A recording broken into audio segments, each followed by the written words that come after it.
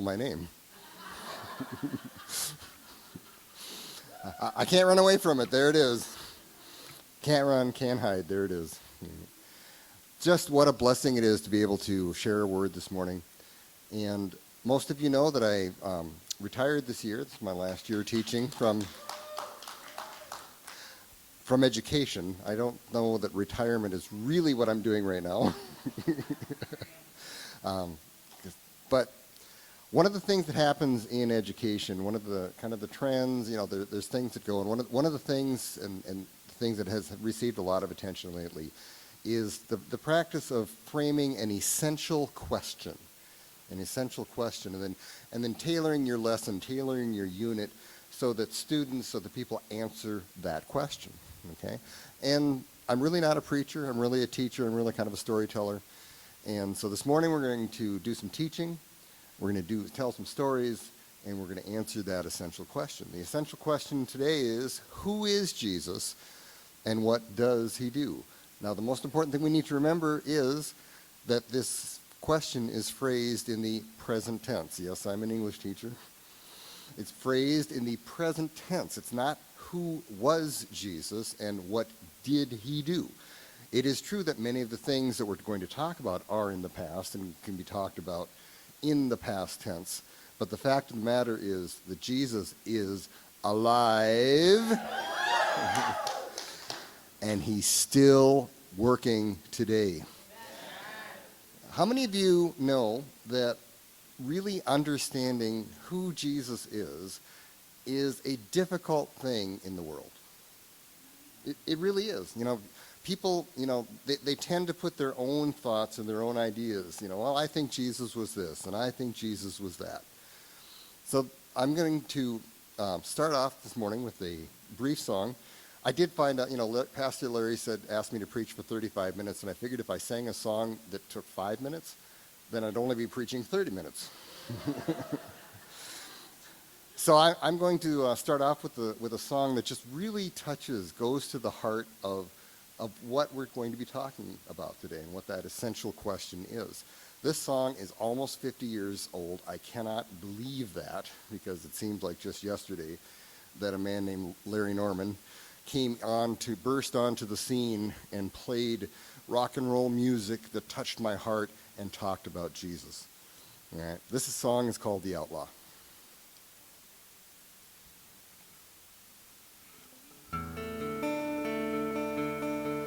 Some say he was an outlaw, that he roamed across the land with a band of unschooled ruffians and a few old fishermen.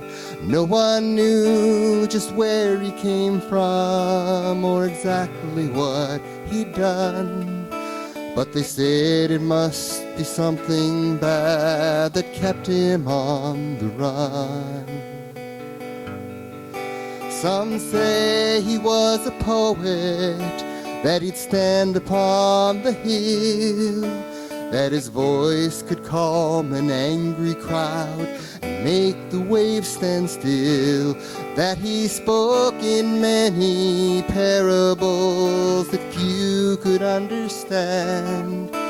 But the people sat for hours just to listen to this man.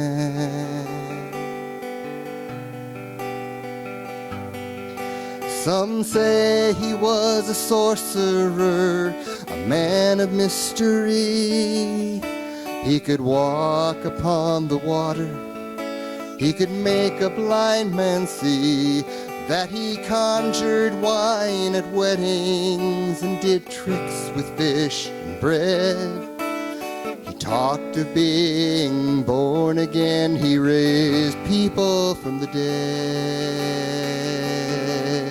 Some say a politician who spoke of being free. He was followed by the masses on the shores of Galilee.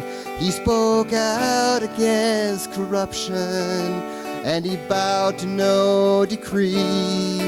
And they feared his strength and power, so they nailed him to a tree.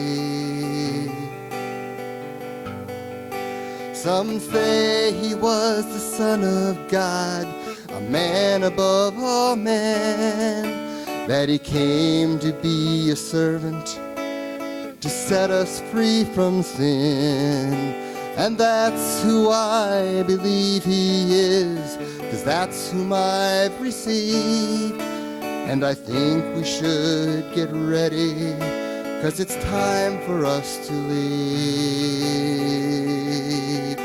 And that's who I believe he is, 'cause that's whom I've received. And I think we should get ready, 'cause it's time for us to leave.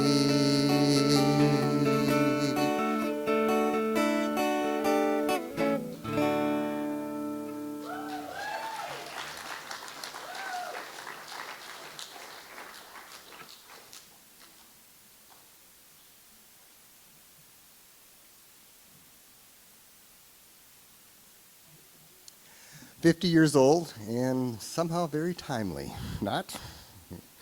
All right, the essential question, who is Jesus? What does he do? I mentioned I'm more of a teacher than a preacher, so today's kind of a teaching, kind of storytelling, in an attempt to answer that question. So, first thing we need to do is we need to look at the people who knew Jesus. If you want to know about somebody, you go to the people that know him, right? Knew. So, we happen to have an excellent resource. We have something called the Four Gospels that tells us all about Jesus, all right? Four Gospels, Matthew, Mark, Luke, John. Four Gospels, one story. All right, so some of this is kind of basic 101, Christianity 101. It's okay. It's good to have a refresher. It's also good, maybe this is something we skipped. We fell asleep during that class. And not that that would ever happen. But let's talk about the Gospels. Let's talk about the writers and a little bit about what they were involved with. So, Matthew, Mark, and Luke, the first three of the four Gospels, are called the synoptic Gospels. Okay, synoptic Gospels, because they're very, very similar. All right, they tell the story. They tell the story of Jesus. What's interesting about them and what people have commented on is they tell what Jesus did. They tell what Jesus did. Whereas John has a little bit of a different approach to it. John tells who Jesus is. So let's just take a quick look at these four different things. First one is Matthew. All right, so Matthew was a tax collector. Have any of you had a chance to catch some of the series The Chosen on the web? Yeah, excellent. Yeah, really excellent. I really recommend that. It's a super thing. It's an online thing. If you haven't had a chance, their take on Matthew is extremely interesting. He had a unique gift for details. Matthew, the story of Matthew, or the Gospel of Matthew, speaks from a Jewish perspective. When you read the Gospel of Matthew, it's all about a Jewish perspective. And when he describes Jesus, he describes Jesus as king. Matthew is all about Jesus as king. All right, on we go to Mark. Mark was very close to Peter. All right, Mark and Peter were really tight. It is very, very likely that Peter was a primary source to Mark as he was writing. And so we get a lot of Peter's perspective. All right. The other thing about the Gospel of Mark is that it has a Roman emphasis. The perspective comes from a Roman emphasis. All right. So how does Mark describe Jesus?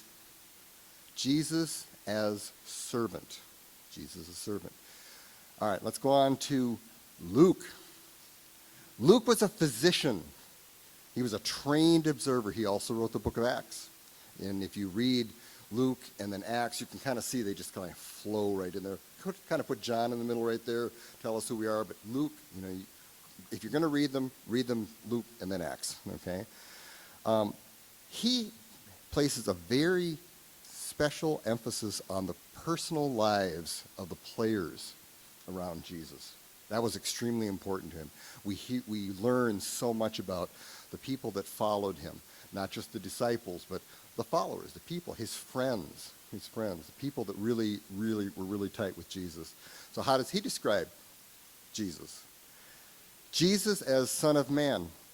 And if you read the Gospels, you will see that Son of Man is the way that Jesus described himself most often. Okay? That was his favorite way of talking about himself. He referred to himself most often as the Son of Man. Now think about this for a second. Jesus was fully God and fully man. I accept this even though I have a hard time understanding it. All right? So he's fully God. All right? He didn't come into existence on Christmas Day. Okay? The Word was with God. The Word was God. Okay? Became flesh. All right? So he's God he's always been God. Now as a man, he's walking on the earth. All right? He's there for a specific purpose. He's there for us. So when he refers to himself as the Son of Man, he's speaking deeply into our lives when he does that, and deeply into his purpose. All right, next on our hit parade is the Gospel of John. All right, so John was part of the inner circle of 3, okay? And he was very, very close to Jesus. He was described as loved by Jesus, the disciple that Jesus loved. All right? So how does John describe Jesus as Son of God? Jesus, the Son of God. All right? So 4 different perspectives, 4 different ways of looking at Jesus. All right? So here's what we kind of want to think about. When you look at, if you're wondering about the authenticity, the reliability of these stories, think for a moment about, like, if you're looking for something on the internet, right? Okay, you're checking something, a news story or something, and you find a news story and you kind of read it, okay? And then you want to find out a little bit more, and you click on something else, and it's exactly the same, and you could tell somebody just cut and pasted, okay? And then you try again, and you find something else, and it's cut and pasted. It's just like, you haven't learned anything new, right? But if you find something that has a different perspective on it, okay, then you have a better understanding. So the differences, and there are differences in the stories. They're not huge differences. There are some differences along the way. If anything, that confirms the reliability of these eyewitnesses. One says he fed 5,000. One says he fed 4,000. Okay, I really doubt that either one of them was going 1,000. I just don't think that happened, okay? One said 5,000, one said 4,000. Does that mean one was wrong and one was right? Absolutely not, okay? So if anything, these differences between them definitely give us an idea of the reliability of these eyewitnesses. These are people that were there. All right. So today we're going to take something called the Magical Mystery Tour. Some of you remember this. We're going to be following Jesus, and I know it's not magic. I know. Please don't write me nasty emails or Facebook friends. I know it's not magic. This is God. Okay, this is all God. All right, everything else. But I'm a Beatles fan, and I just have to throw that in there somewhere.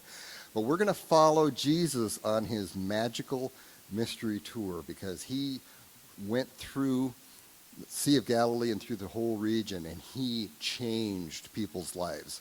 All right. And remember, we're finding out what he does, not what he did. So can Jesus still change lives today? Yep. Absolutely. All right. So most of you know that my sons and I own a canoe, kayak, and stand-up paddleboard rental business and free shuttle. And we have a lot of people, especially this year, business is booming. It's actually a miracle that myself and Andrew and Captain Chase are all here when we really should be driving people up to the Wisconsin Interstate Park.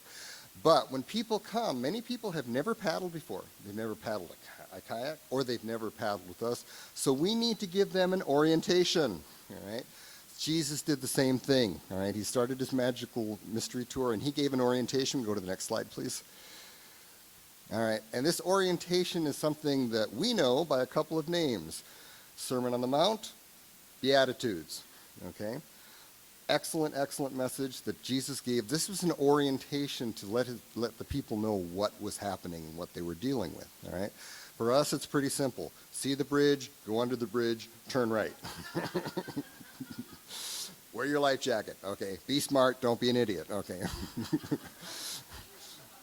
All right, so the Beatitudes, the Sermon on the Mount, is Jesus' orientation. He spends his time and he's teaching on the hill in the region of the Sea of Galilee. And in this orientation, it occurred to me later, I kind of made some, I think about what we have available to us now. All right, so most of you have your cell phone. Some of you might be reading, looking at different texts and different things. By the way, I don't have specific texts. I'm going to be referring to different things in different, like Matthew and Mark, and they're talking about some different areas. They're all very similar, and I have an assignment for you at the end, which is going to take you on a journey, your own journey this week. All right, but you think about what do we have available at our fingertips? This is amazing. This is absolutely amazing. We can get almost anything right in a second. Okay, so I asked Captain Chase. All right, Captain Chase, tell me, what are the first 5 books of the Old Testament, also known as the Pentateuch? He says, oh, yeah. Genesis, Exodus, Leviticus, Numbers, Deuteronomy. Yes. Okay. In a heartbeat. Okay. And then an hour later, he's watching some canoes come in, and I say, Captain Chase, what's the first 5 books? He says, let me check. All right. So that I'm picking on Chase because it's really fun to pick on Chase. But the point is, instant knowledge is both a blessing and a curse, okay? Because we can find out things, all right? But if it's just here and it doesn't come here, that's an issue. Can you imagine what life would be like, if social media was around during the events and technology during the events of the Bible? So if Jesus, instead of Moses having like the pillar of cloud of fire and the cloud, whole thing, he had GPS, okay? So can you imagine what that would be like? Go straight for 2 years, then turn left. Or if Jesus, he wants to invite some people to, the Sermon on the Mount, so he starts a Facebook, right? So let's see, what would that look like? Event, sermon, location, the Mount. Be there. Hashtag bread and fish for all. All right, so we're going to talk a little bit about this orientation before we go into the Magical Mystery Tour, because it's important. You could do an entire sermon on the Beatitudes. Can't do that because we have other things we got to get to, but there's some important things we want to talk about the Beatitudes. We're very familiar with how they go. Blessed are the meek, for they, the whole thing, right?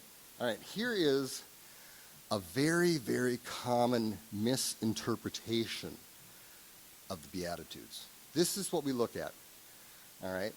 This is what it is not. This is not a series of if-then statements. A lot of times we think it is, okay? In our human lives and in the way we look at things, we tend to think, okay, so if we want the kingdom of heaven, then we should be poor in spirit. If we want to be comforted, then we should mourn. If we want to inherit the earth, we must be meek and humble. If we want to be satisfied, then we should hunger and thirst for righteousness. If we want to receive mercy, we need to be merciful. If we want to see God, then we must be pure in heart. If we want to be called children of God, then we must be peacemakers. That's the way we look at it, right? Okay? This is not what he was saying. This is not what he was saying. He's not telling us to do anything. In fact, next one. Here's what the Beatitudes do. They describe the human state and situation in general and how the coming of Christ makes a difference to our states of existence. That's what the Beatitudes is about. In other words, when we mourn, we now can be comforted. not only by the presence of Jesus and his work in our lives, but by the Holy Spirit. Okay? Even if we don't have, if we're not wealthy, if we don't have resources here, we know that we will be partaking in the incredible riches of the kingdom. Right? And really, what does it matter what we have here? I mean, this is like this little tiny blip in eternity. We tend to think, we orient our lives, and we're so consumed with everything that happens now. And it's important. It's important.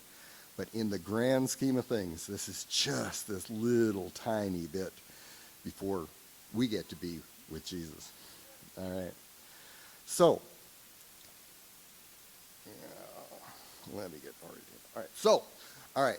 So he gives, like I mentioned, we could talk about the Beatitudes. That could be a sermon. We're not going to do that, but we are going to look at his final statement. Okay, what does he talk about that? Okay, so in his final statement,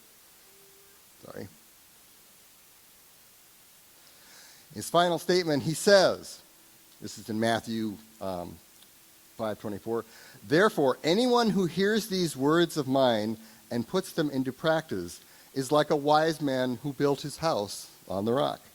The rain came down, the streams rose, and the winds blew and beat against that house, yet it did not fail, because it had its foundation on the rock. But everyone who hears these words of mine and does not put them into practice is like a foolish man who built his house on sand. The rain came down, the streams rose, and the winds blew and beat against that house, and it fell with a great crash. I want to be the wise man. I want to listen to what he says. I want to listen to the orientation. I want to hear his words, and I want to live them. All right? Similarly with our business, if they don't listen to the orientation and they just keep going past that bridge, 2 hours later we get a call from William O'Brien State Park. I think I missed my turn. Don't laugh. It has happened. I want to be the wise man. I want to be the wise man. All right, let's continue with the tour. The tour continues. So he's done with this. He's done with the speech. He's given the orientation. He's let people know what they need to know. He's been teaching like crazy. And a leper approaches him, okay? The leper says, if it's your will, you can heal me. And Jesus said, it is my will. It is my will. And he healed him, all right? So, what does this tell us? Jesus is, Jesus does. Does Jesus heal today? Does all healing come from him? Yes, it does. Yes, it does. Absolutely. Does all healing happen instantly when we want it? Nope. Remember that what we talked about, that little piece of life that this is? Maybe it's going to happen here. And it does. Praise God it does. Praise God it does. Sometimes it happens with our new heavenly body. I can't wait for my new heavenly body. I don't have to worry about my artificial hip anymore. I was about to say it means I could dance, but I never could dance, so I'm not sure. Maybe with the new body I will be able to. I'm just hoping. It's all I can hope for. All right.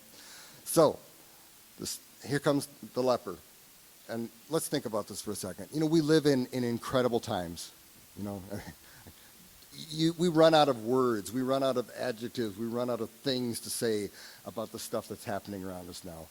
And the only thing I'm going to say about COVID-19 is, can Jesus heal? Amen. Amen. Amen. Let's put our faith in Jesus. All right. So, next thing happens. A Roman centurion comes in, okay? And he says to Jesus, Jesus, I have a servant who is sick.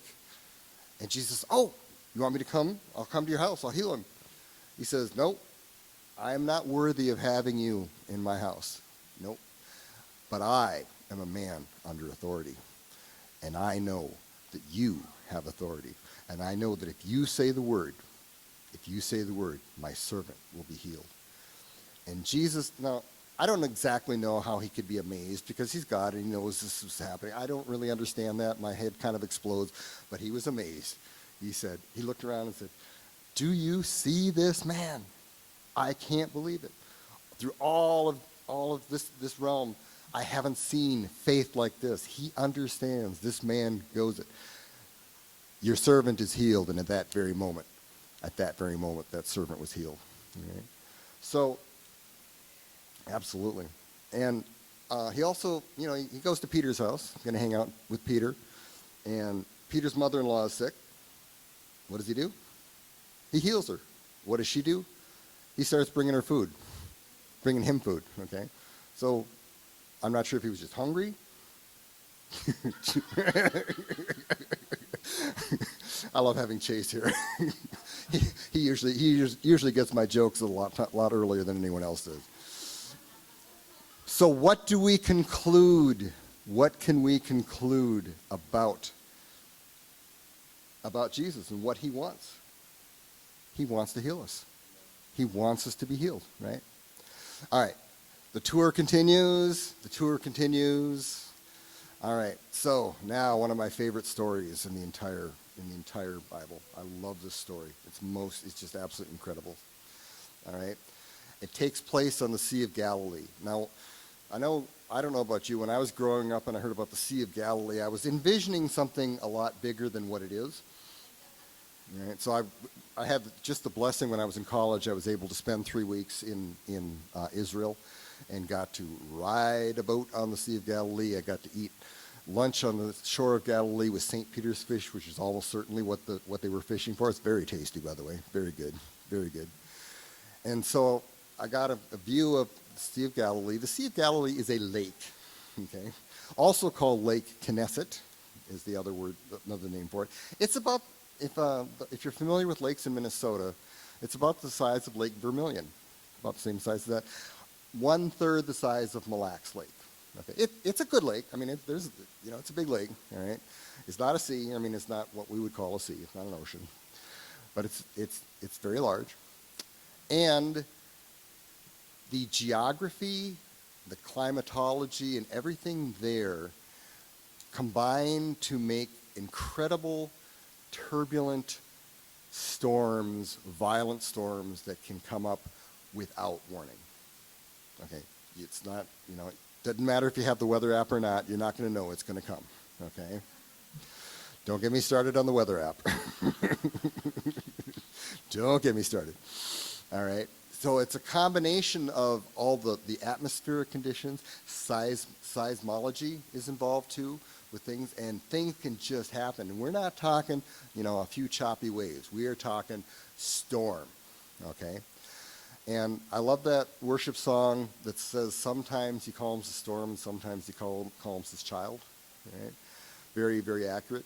Well, in this particular case, he calmed the storm. All right? So he's tired. He's just given a long sermon. He has just healed many people. He's been up a long time. He's exhausted. He's human, right?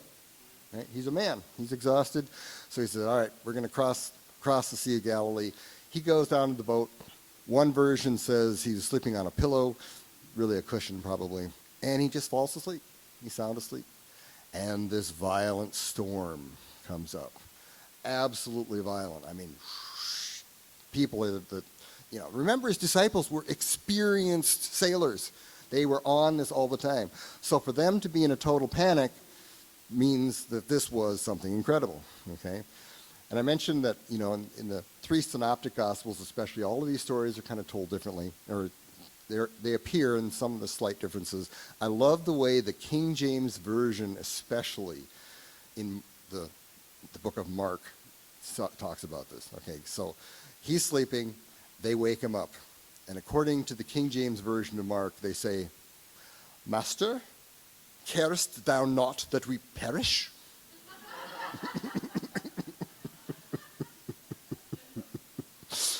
Somehow, I think it was a little bit closer to, Master, we're going to die! Right? And you got to, finally he's awake, and, you got to think it's one of those moments, and he had so many, where he just goes, how long have they been with me? They know it doesn't end this way. All right, should I calm them or calm the storm? Let's do the storm. Let's do the storm. So he gets up and he said, and there's different versions of what he says.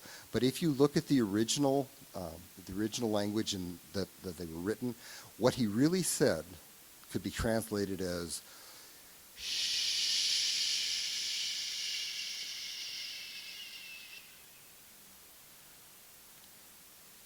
Aren't you glad that we serve a God that can take the storms of our lives and go, shh."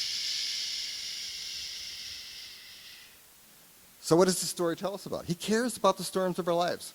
He cares about the storms of life. We've all experienced them. I look around, I know you people. I know some of the storms you've gone through. You know some of the storms I've gone through. He cares. He cares. He cares about calming the storms in our lives. All right. So the tour continues with the demon-possessed man. Now think about how drastic this storm was and everything else was going on. All right. He gets across there and he immediately meets, and one gospel says he meets two men and one says it's one, and the details aren't that important, but he has been in horrible shape forever. He is possessed. He is just like, he can't keep chains on him. He rips off chains with his strength because of the demon possession. Okay, the demons see him coming and they're saying, "Jesus, what do you want from us?" Okay, because they know. They recognize. They're trembling, right? And he says, "What's your name?" And he says, "Legion, for we are many." I don't know how many that is. There's a couple of different commentaries, and one says it was legion, and so it was like whatever a Roman legion was. I do know that they pled with him to be sent into a herd of pigs, swine, and there were 2,000 of those, and the whole herd went over and drowned themselves in the sea. So to me, that means there's probably at least 2,000 of them. It's a lot of demons in one man, okay? Cast him out, and immediately, life-changing experience, okay? How many of you know that our battle is not flesh and blood? Our battle is not flesh and blood. God cares. Jesus cares about our battle, okay? The powers and principalities of the air. God cares about the struggles that we have, our spiritual battles, and we all have them, all right? Interesting side note. So, how did the people react to this one? This to me is like one of the most amazing things that Jesus did. Right? They were afraid. They reacted out of fear and they said, "Please leave us. Go away." They begged him to leave. This is a man who calmed the storm. This is the man who's healing. This is the man whom demons obey, and they're asking him to leave. Let's not ask him to leave our lives. We want Jesus in our lives. All right, then from there we go to feeding the 5,000, hashtag bread and fish for all, okay? And for the purposes of the storyline, I've kind of done some back and forth and changing, and I haven't talked about walking on the water, which came differently from others like that. The feeding of the 5,000 comes later on after some other events. But it's worth noting, okay, because Jesus was preaching, and the people were hungry, and he recognized that. He said to his disciples, "Okay, feed them." And they're looking at me, 5 loaves and a few fishes. 5,000 people, what do we do? He's got this. I got this. He blesses the food. He passes it out. And the other thing, I'm sure many of you have heard this as well, but it's worth noting and remembering. When they say 5,000, that's 5,000 men. They were counting 5,000 men. That means that all the wives and the children that were with them, they weren't counted. So we're talking way more than 5,000, right? So, but what does this tell us? When we read the acts of Jesus, when we see what he does, what does it tell us? It tells us he cares for our daily needs. He cares for our daily needs. Right? So, question then is, who is Jesus? Drum roll, please. You know what? My drum roll's a little early. We got to ask the question first. We'll do the drum roll later. Okay. All right. Is he the king? Is he a servant? Is he a son of man? Is he the son of God? Now the drum roll, please. And the answer is yes. Yes. All right. I love the David Crowder song, Trading My Sorrows, because it talks about saying yes to Jesus. Yes, yes, yes, Lord. So this is your assignment. This is my challenge for you this week. Let's look for ways to say yes to Jesus. Now, that's going to be different for different people. Maybe you're here at some point and you've never said yes to Jesus. All right? You really don't, not even sure what that means, okay? You don't know what it means to give your life to Jesus. You just need to say yes. Maybe there's a storm in your life that he wants to calm. Maybe he wants to calm you in a storm. It's time to say yes to Jesus. Maybe you have needs. Maybe you have daily needs, things that you need. He wants to be your provider. It's time to say yes to Jesus. It's time to take yes for an answer, isn't it? All right, here's my assignment for you this week. Let's read the Gospels, okay? Matthew, Mark, Luke, and John. They are English teacher, not a math teacher, okay?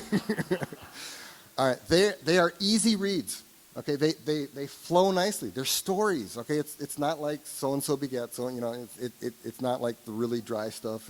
It's not like the stuff, you know, there's lots of great stuff in the Bible, but some of it is a little dry.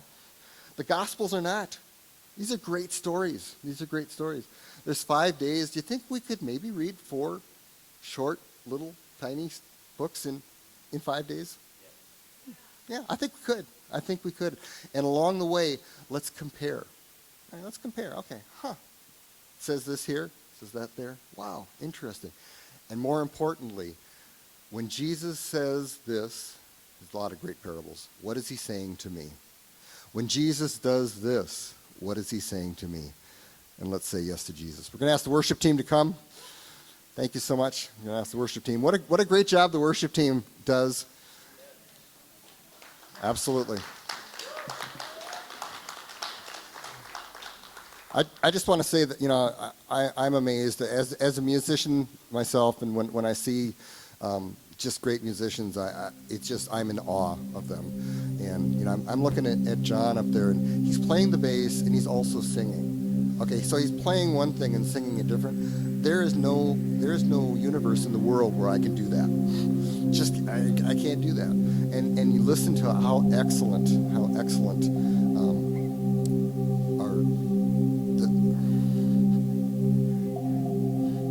Dan, sorry. I was like suddenly having a mental block on one of my best friend's names. How excellent Dan is on the drums. Do you hear that? Do you hear how he fills things in? How he just emphasizes things. Just God-given talent, and he uses it. He uses it for the King. All right? And for Andrew, our worship leader, and the way, the thought, time and thought that he puts into it, and for the energy that Shauna brings. Yeah, absolutely. Someday I'm gonna jump like that again. Seriously, my body wants to do that. My hip says no. All right, worship team.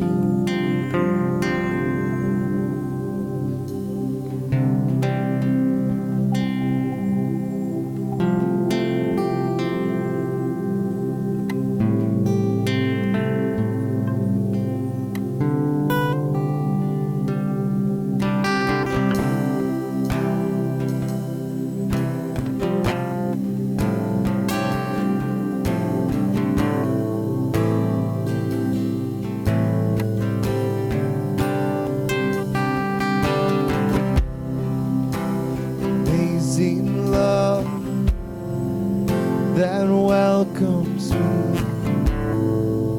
the kindness of mercy that bought with blood, wholeheartedly, my soul undeserving.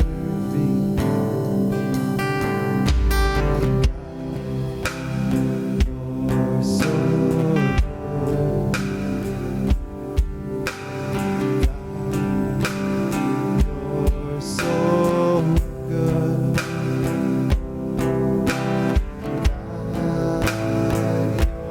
so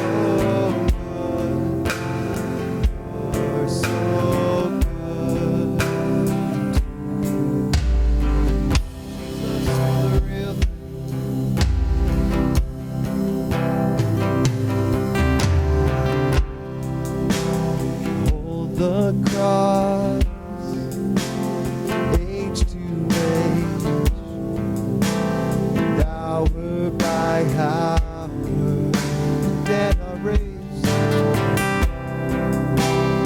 dead are raised, the sinner saved, the work of your power. So we sing.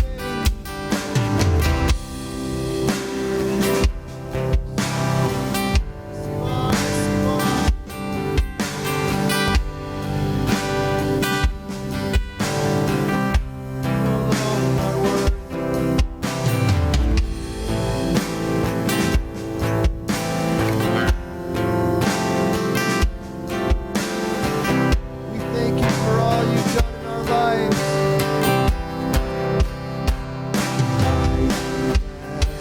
I am called, I am healed, I am born, I am saved in Jesus' name.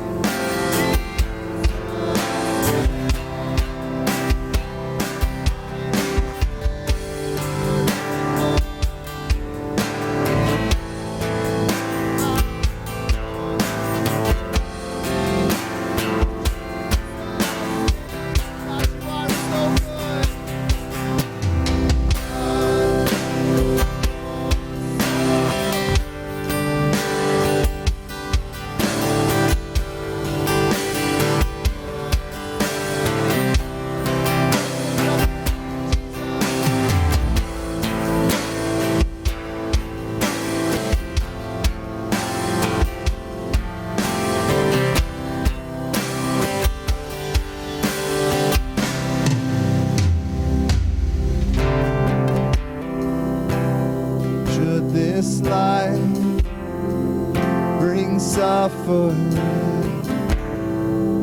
Lord, I will remember